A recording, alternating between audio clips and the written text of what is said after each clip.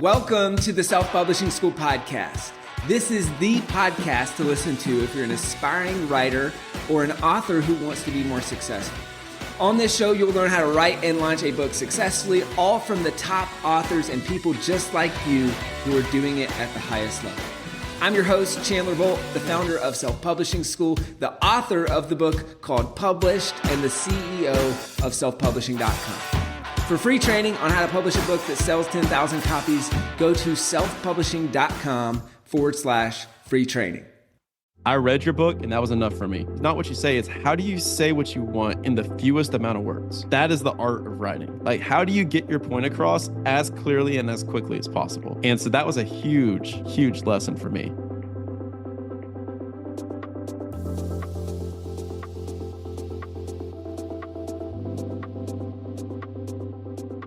If you change one person's life with your book, one person is all it takes, and it's worth it. I think everyone in their life should write one book, because then you have a further heightened appreciation for books and music and the arts, because you realize how difficult it was to create.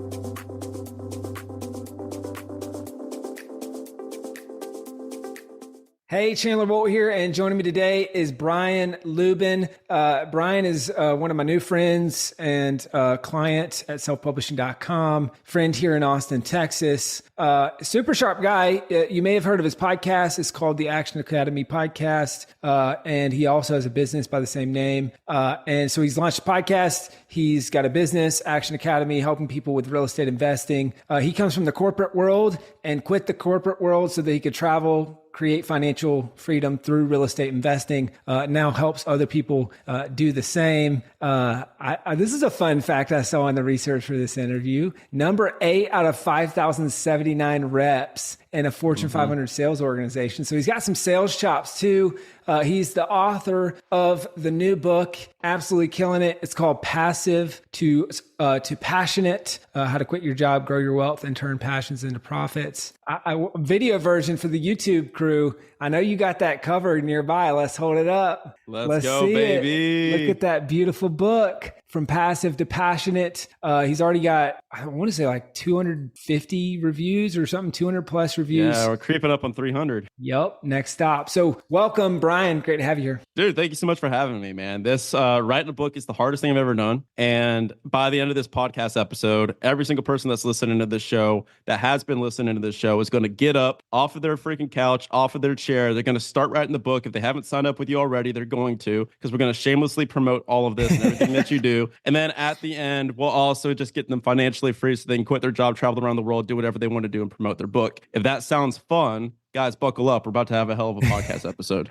Well, let's go. We got work to do. So you said writing a book was the hardest thing you've ever done. Why'd you do it? Like, why'd you decide to do it? And how did you see this fitting into the business that you're building? Yeah, so there's a macro answer and a micro answer. The micro answer, the actual tactical reason, is I just woke up one night legitimately and said, it is time. It had come from multiple times of people that I knew, liked, and trusted that were authors themselves telling me, wow, you should write a book on that. Wow, you should write a book on that. And while my normal podcasting flow is talking about financial independence, buying real estate, buying businesses, this is my first one talking about books. But I would start with that as especially if you're writing a nonfiction book, as a wonderful tip for people listening. Pay attention to who tells you what, and especially if they are in the author arena already, if they see an idea of yours and they say, hey, you should write a book on that, you should listen. Because I had multiple best-selling authors, including Amy Porterfield, where I was on a podcast with her, and she said, I talked about going from passive income to passionate income. And she goes, I got goosebumps. She's like, that is a book. And I said, well, if I write it, Amy, will you be on the back cover? And she goes, absolutely. And so she promoted the book and everything. So it was wonderful. So I had a year and a half of people saying that.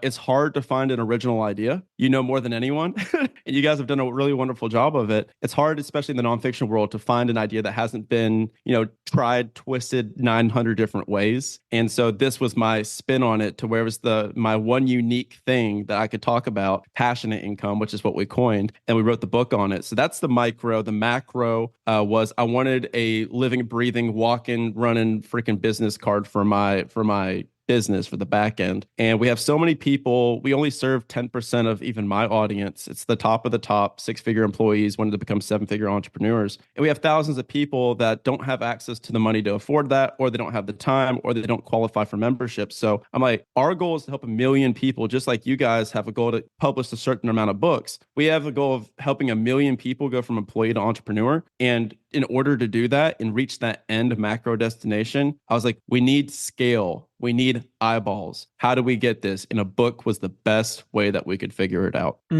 Love that. Shout out Amy Porterfield. If you guys want to check out the episode with Amy Porterfield on the Self-Publishing School podcast, check it out. She goes behind the scenes on how she used that book to, if I'm remembering correctly, I mean, she did a massive launch. It might have even been a multi-million-dollar launch for her business on the heels of her book, which is pretty crazy. You talked about using the book to make a bigger impact and to scale for your business. And, we call it a silent salesman. The book's out bringing back lead sales and referrals for your business. You don't have to say a thing because you said it once. And then the book keeps saying it for a really long time. You talked about the concept of passionate income. What is that? And what's the path to that you guys teach? Well, Chandler, you're living it today. And a lot of people in the financial world, and I'll be careful not to make this a financial podcast, even though we will talk about the back end economics of publishing books. Yes, because please. When I was going through this process and I was going through this journey, as most of you listening to this podcast, I was very new to this world. I said, not only do I not know how to write a book, how to format a book, what does traditional publishing look like versus self-publishing? What are the economics on the back end? Where do I actually make my money? Because I'll tell you how much time I put into this. It was 1,137 hours. That's how much it took me. We went through 19 rounds of editing. I had 274 contestants for cover design that we finally narrowed down to the winning cover, which you can judge a book by its cover, 100%. And it is very important. And by the end of it, if you put a dollar amount to all of that, along with the investment in your company, like I probably spent, well over $10,000 doing this book. And so we'll talk about the back end, but passionate income is when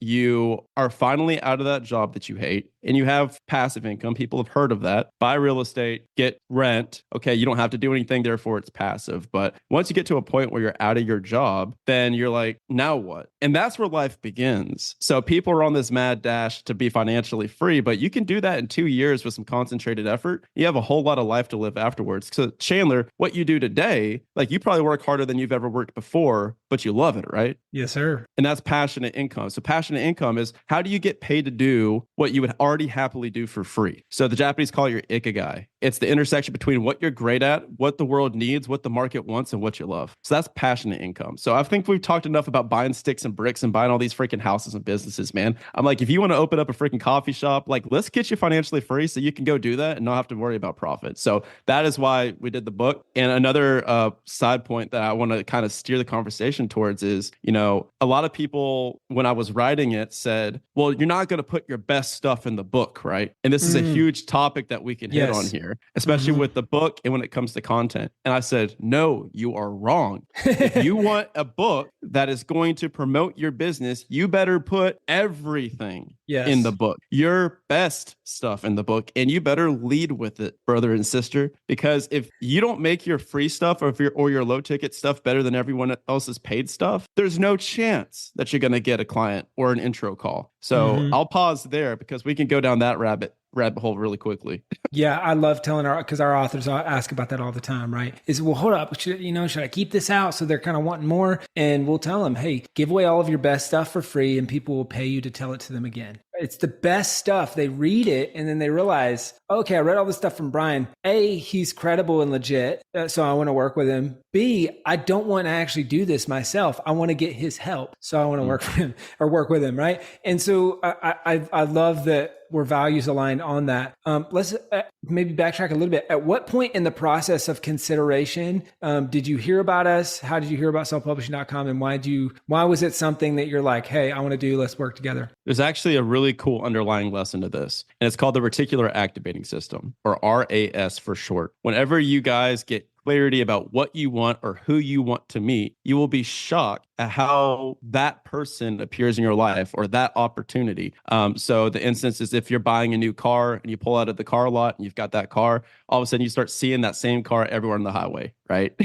So same thing applies here. So I decided I want to write a book, right? And I know nobody in the publishing space. So I was in Austin, Texas, and I was just telling the entire world, I want to write a book. This is what I want to do. And I told my friend Aaron Amuchastegui, and you had been on his stage speaking. He goes, oh, I've got a buddy that does that. He just came and spoke. He's like, let me introduce you. And so he linked me and you up. And then you and I also met, I think a week later. I think it was literally this time a year ago, like South by Southwest. We met at like a Noah Kagan thing. You're right. Yeah, ironically. And so at that point, I was just like, I'm seeing this guy everywhere. Let me look into him. And then I went through and started like listening to the podcast that we're on right here. And I started doing some research. And I was just like, man, I just need to get on the phone with this team. So that's where it started. If you get really clear about who you want to be, where you want to go, and who you're looking for, you'll be really shocked at how they start popping up. And then at what point, because I feel like I remember us meeting in March, and then maybe you signed up in August, September area. What point was it where you said, okay, this goes from this thing that I'm thinking about doing, I'm planning on doing it, to, it's like from the why to the why now?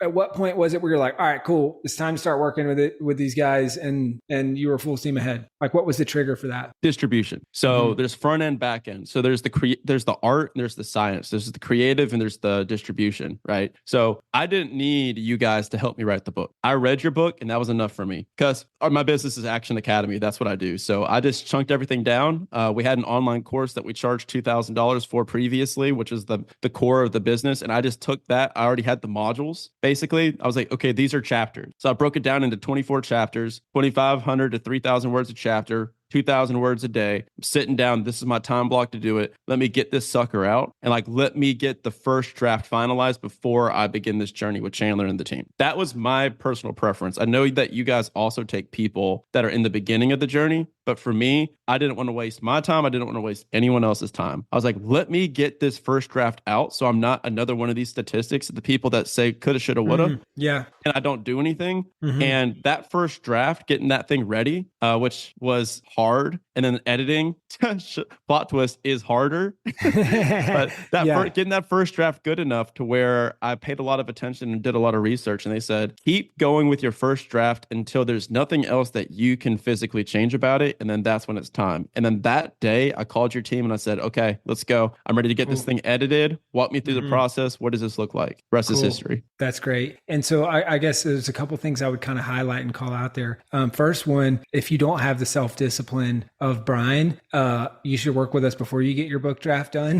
Makes sense, because we can really help with that. And especially if you're not clear, because I think you had a clear concept and idea, and you began with the end in mind. A lot of people don't think to do that. So they fumble around. They A, don't get their rough draft done, but then they B, write it, but they don't follow the 4 Ps, right? Person, pain, promise, price. So it's like they're not writing to a specific person with a specific pain, making a specific promise. And so if you don't do that, well, then we end up working together. The first thing when you hop on a call with one of our coaches, we're probably going to rock your world, and you're going to be excited, but then also pissed, because now you got to go back and rewrite the whole book, right? And so that would be like my kind of disclaimers for folks who maybe aren't in that camp like you were, Brian. And then I would say the 2 call outs that you had is A, everything gets easier and you start to see light at the end of the tunnel when you finish your draft. So that is the milestone where we see, I mean, obviously we've published thousands of books, and we see that milestone be the one where when someone finishes their draft, they're going to do the rest of this stuff because they now believe that it's possible. But when they don't, and that's where most people fall into the camp when they don't finish is pre-draft phase, then they don't get it done. And that's why I always say, it's so funny. It's kind of like exactly what you said. The hardest part is getting your rough draft done, because it's just the hardest part because because a lot of people don't do it. But the real hardest part is the editing.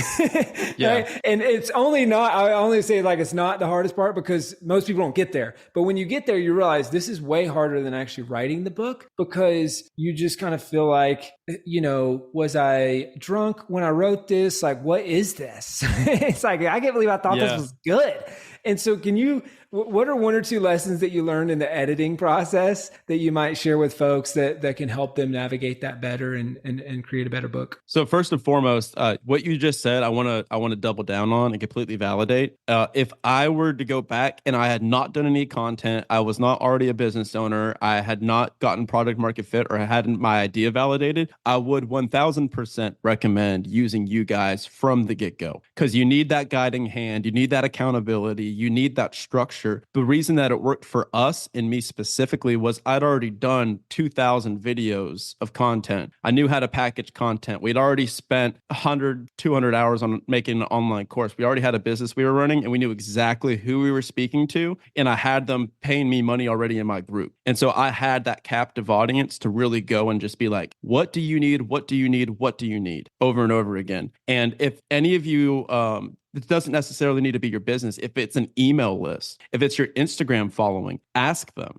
them for help. Be like, what do you want? What do you need? And then that's how you be able to validate the idea. Don't guess. If you guess, you're going to do what Chandler just said, go back and rewrite the entire book. I promise you. Same applies for business. So for editing, first things we did is took out, like, the process of removal is harder than the process of addition emotionally, because when you're writing, you're just trying to get to that 60,000, 70,000 word count. And so there's a lot of filler there. But then as you're removing, you're saying, what the hell is I talking about here? I'm rambling. And then B, you also have parts that you love, but then the editor, you see a fresh eyes on it and they're like, this is garbage. And you're like, oh, okay. I was excited about that part. And you don't need to the editor's word is not law, but for the most part, they're pretty correct, where you can ramble and go off in different tangents. So the removal is crazy, because the game of writing is what I learned afterwards is not what you write, not what you say, it's how do you say what you want in the fewest amount of words. That is the art of writing. Like, how do you get your point across as clearly and as quickly as possible? And so that was a huge, huge lesson for me, because in the beginning, I was just blindly doing it. So we did the professional edit. Then we did, the copy edit. So we did 2 rounds of that through you guys. And then what we did was actually pretty interesting. And I got this one from Tim Ferriss. So I chopped up the book into individual chapters, 24 of them. And what I would do is I would send each chapter to 2 different people. One of them would be the rookie, one of them would be the rock star. So for our business chapter on business acquisition, if you want to buy a business, I sent it to Walker Dibble, who wrote the book, like Buy Then Build. And then I also sent it to a person that was in the process of buying their first business. And so I would talk to Walker and be like, is this factually correct? Is there anything that you would add or remove to this from a professional standpoint? Then I'd go to the rookie and I would say, is there anything that's confusing here or anything that needs to be elaborated? Now, this is from a nonfiction perspective, but that was the most important phase of editing that we did, was doing that, because then we had both sets of eyes on the things and we had made sure that it wasn't too complex. We did that with each chapter. And then by the time we finished, we had the polished product. That's good. I hope you're loving this episode so far. So if you're serious about writing and publishing your book, we would love to chat with you and help create a custom plan. All right. So all you need to do right now is go to selfpublishing.com/schedule. Schedule a 45-minute consultation with one of the experts on my team. All right. Let's implement what you're learning in this episode and let's see how we can help with your book. Go to selfpublishing.com/schedule. I like that a lot. You said, how did you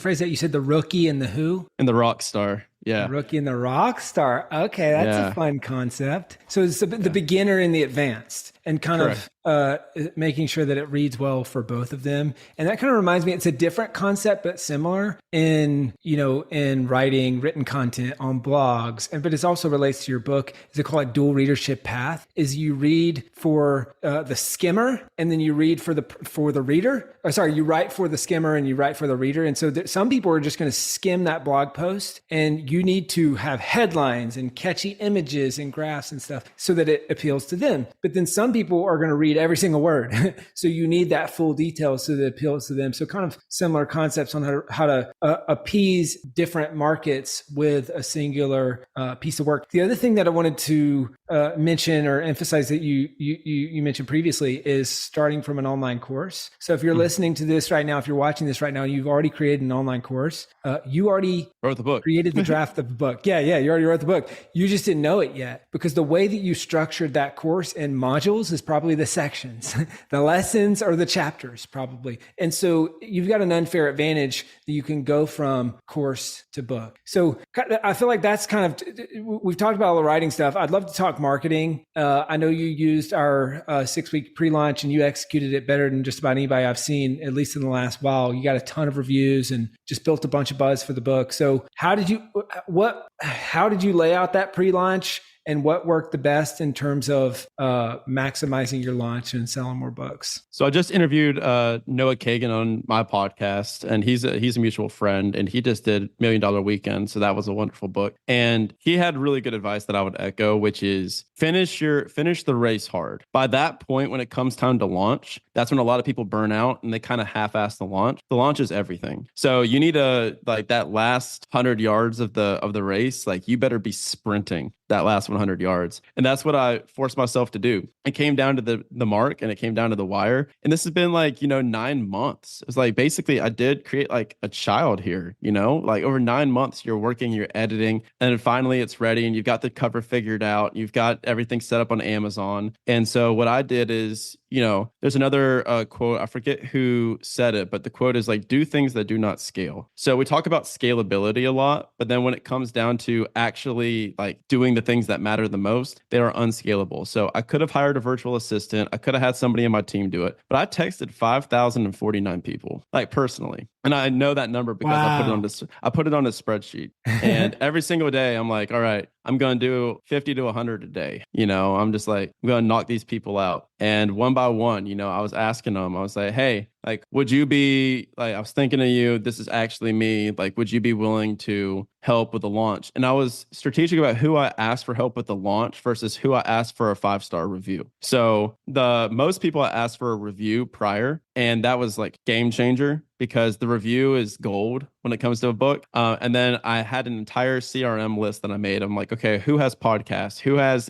newsletters? Who has social media following? And then I was proactively doing the Russell Brunson framework, the Dream 100, basically. And Amy was included on that, to where I was going down this list and I was making sure before it was time for me to ask, when I was in the first beginning process of writing my book, I was like, who are the 100 people that could promote this book to make the major difference? And I was engaging with them once or twice a week. I had it in my notes. I had an alarm set, like comment on Amy Porterfield's post, like comment on this person's story, like engage with them. And Russell Brunson does this with his book launches as well. So I did that for 6 to 9 months leading up to it. I was like, how do I get in with these different people on social? Like, this would be a perfect person to help me promote it later. Like, you need to dig the well before you're thirsty. You know what I mean? You need to lead with value and authentic relationship before you have an ask. So Alex Hormozy has a wonderful quote: the longer you can delay your ask, the larger your ask can be. So I had a lot of wells that I'd been digging for 4+ years that I decided to finally make that ask. And then like this was the ask that I did. But tactical advice for people is,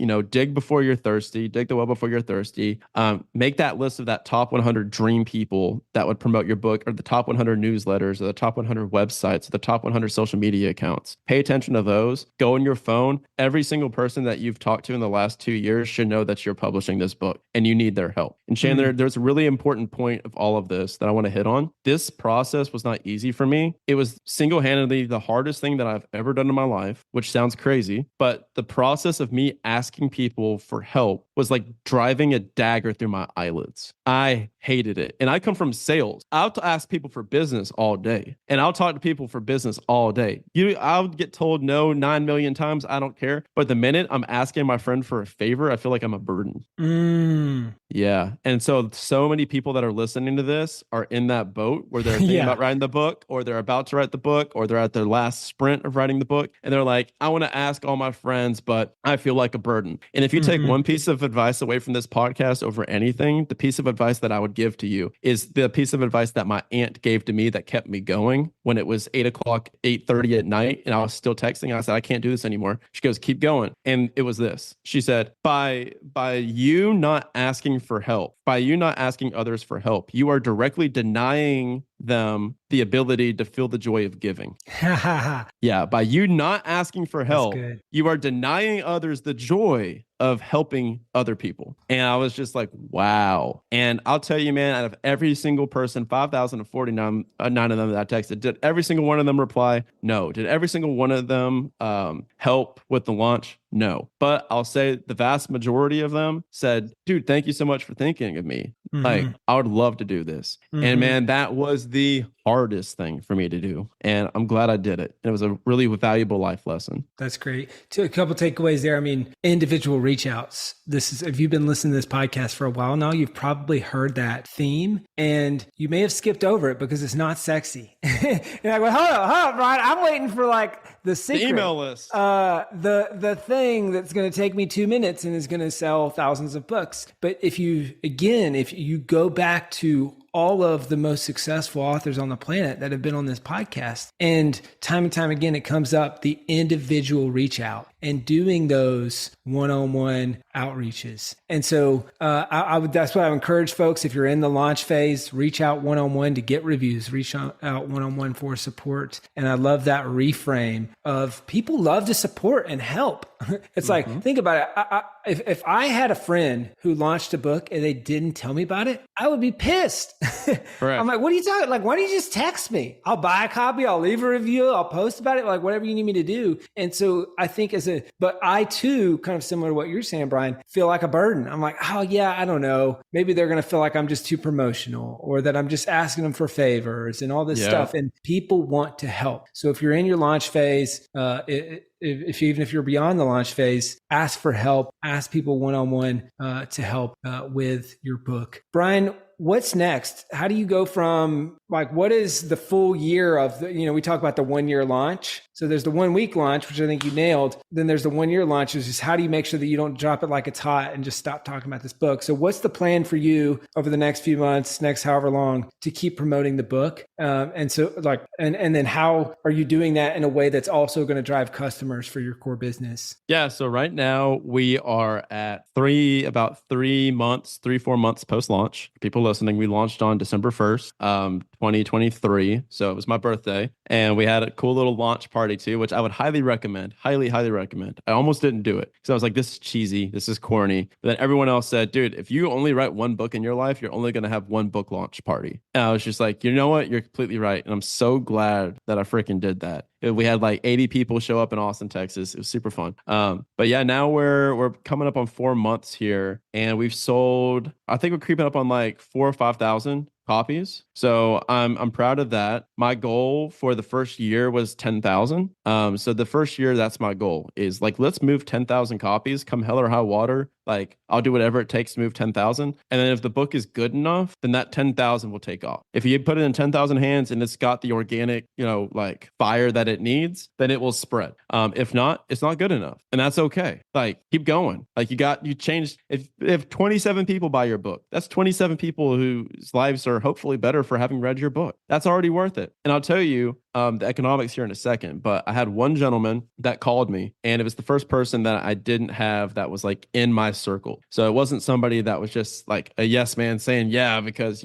like they already know me and we're friends, right? It's a complete stranger. He called me and he was just like, dude, I've read Rich Dad Poor Dad and 4 Hour Work Week, and your book is up there with those for me. And I was just like, cancel everything. The race is over. That one phone call was enough for me. Like one person thought that, and I was just like, dude, that made everything so worth it. So, if you change one person's life with your book, one person is all it takes, and it's worth it. But to make things a little sexier and to add like a headline to the podcast episode, right? So I just did the math. Our thing is $7,000 a year is our membership. So right, so you don't really make that much money from book royalties. It's basically just enough for us to cover the cost of advertising on Amazon. That's all we really use the royalties to do. We do about $3 or $4 for a book is what we make on paperback, and then audiobook is a little bit more, et cetera, et cetera. But we had 15 direct signups for our business. We've been tracking it. I tracked it double for this podcast. That's $105,000 in recurring revenue within like 3 months post book launch. So I think that we invested maybe 10,000 overall with everything. So we 10x our investment by doing this already. And that's not with that many. It was a good launch. I wouldn't say it's a otherworldly great launch. The launch that I did is very attainable by most people. It wasn't like 100,000 copies moved in the email sequence. You know what I mean? It was like a couple thousand copies. Yeah. We made $105,000 of recurring revenue from that. And that's just now, That's incredible, So- especially in the first 3 months. I mean, so quickly. Any other economics that you want to share? How the book has helped the business, or just any other economics behind the scenes? Yeah, let me share how I formatted the book. So again, this applies more specifically to like business books or for books that you're using for a promotional purpose for your actual service or whatever you did. My thing just happened to be I left a $250,000 a year sales job to travel full time around the world to build my own business. Pretty specific outcome, right? So I'm like, all right, I will write a book on that. So what I did, and what was super cool, is throughout my book, every single thing, every single chapter is designed to lead you to the email list or to my podcast. So what I did was I had these QR codes that I have situated throughout the book. And if I was somebody that was writing a book, I would 1000% use QR codes. So we had different QR codes throughout, and it would be like, hey, here's free gift. Free gift is, we're talking about seller financing and real estate. Here's a podcast episode I did with my buddy that has $30 million of real estate, talking about how he did this. Like, scan the QR code, take you over here. Hey, this is my Excel tracker that I use to track my goals and that I use to track the writing process of my book. Scan the QR code and we'll take you to get the Excel tracker. So I think that was huge. And then we have an offer, a direct offer in the book, which is scan this QR code and you get this, and this. And like, this is how you apply for our backend business. Like, you need to optimize that. Don't just put it in text. Like, bring them into your ecosystem. You need to collect the email address because the backend marketing is where a lot of the dollars are made. I would share that. Yeah. And it's also a great way to get on other podcasts and to get your word out there. It adds some credibility and validity to you. Even if it's not like a New York Times bestseller, we hit Amazon bestseller #1 in real estate, self-employment, career, and I think career guides. So that was super cool. But even though it's not like Wall Street Journal or New York Times bestseller, those authors still give you that nod of approval, where they're just like, you're in the trenches with me. Like, you did what it takes. And I respect that. So there's a respect factor. And then the biggest way I see people make money from books is speaking, which I'm just now beginning to start my speaking circuit. But that is the largest ways for you to start doing keynote presentations, different places. So that's the back end economics. Yep. But yeah, dude, it's huge. And the Speaking Plus books, I mean, that's a big channel for us. That was millions of dollars in our sales last year. Probably I'd say at least 3 million of our revenue last year was from mostly the speaking team, but then also me speaking and us in person and moving books, but then also turning that into paying customers. I guess lightning round, final couple questions for you, Brian. First one would be, what was the most helpful part of working with us at selfpublishing.com? And what would you say to somebody who's thinking about it? Definitely the 6-week launch. So like before launch, having everything broken down in the spreadsheets, like sequentially, it's, hey, do this, then this, then this. Here's where you want to list. Here's where we advertise. Here's what you shouldn't advertise. Here's how you set this up. It's like an entire Excel sheet. Freaking loved that. The editing process was wonderful. If I were to be doing another like self-publish, I would 1000% do this. There's not anything else I would use because it makes more sense for you guys to just be with the people that have already done the thing. Like let them handle all the rest of the stuff, because writing a book is hard enough. Like, it's super hard and it's super worth it. I think everyone in their life should write one book, because then you have a further heightened appreciation for books and music and the arts, because you realize how difficult it was to create. And then you put it out into the universe and then you're like, please don't tear this apart. Right. So I would highly recommend and endorse what you guys do. Your team was wonderful. Everything about it was wonderful. And so now it's like up on Amazon. Like, I didn't set anything up on Amazon or anything like that. Like, they set it up for me, and it's been So super easy. It's cool, man. That's so great to hear. It's fun. It's been fun seeing the behind the scenes of the journey. And I think it's just kind of crazy from us meeting about a year ago in person randomly at that event to then you working with us whenever it was, August, September, somewhere in there. And then to already getting the book done and seeing the fruits of it. It's just like very rewarding to me to just think about, okay, cool. This year, who are those people that I'm meeting that I'm going to get to talk to or bring on the podcast over the next year that have already made so much progress with their books. And I mean, it's a lot of credit to you because you took action on it, right? Action Academy, baby. Yeah. We take action. So on that note, where can people go to find out more about you? Where can people go to find out more about Action Academy? What's the best next step if people are listening to this saying, hey, I'd love to check out what you're up to, check out the book? Absolutely. Check out Action Academy podcast if you're into real estate, investing, entrepreneurship, all that good stuff. We interview a millionaire every day. Pretty simple. I've podcasted every day for 2.5 years. We've interviewed, I think over 500 millionaires on the show. We just ask them how to get financially free and they just tell us. Pretty simple concept. So Action Academy podcast is available everywhere. And then I'm at Instagram at Brian Lubin. I'm posting there every single day. We're up to 250,000 followers now, which is insane to think about. I guess I'm an influencer now. I'm up there. People respond to my DMs now that are famous. That's super cool. So made it. Mom, call her and let her know her child made it. And then lastly, from passive to passionate, how to quit your job, grow your wealth, turn your passions into profits on Amazon by the selfpublishing.com team. It is the step-by-step roadmap, how to quit your job, grow your wealth, turn your passions into profits. We teach you the mindset, the methods, the steps, how to attract mentors, how to buy real estate, all the stuff, all the way into growing your own business while traveling. So from passive to passionate in the Action Academy. That is me. Game on. Brian, thank you so much, man. This is a lot of fun. Thank you, buddy. Thanks for everything you do. Thank you so much for watching or listening to this episode of the Self-Publishing School podcast. I know there's so many places that you could be spending your time. There's other podcasts that you could be listening to, YouTube channels that you could be watching. So thank you so much. It means the world. Now, I want you to do 3 things right now if you found this episode helpful. I don't know if you know this, but we've got a YouTube channel. It's a companion channel to this podcast. All the video versions of the episode are on the YouTube channel. So number 1, subscribe to the YouTube channel.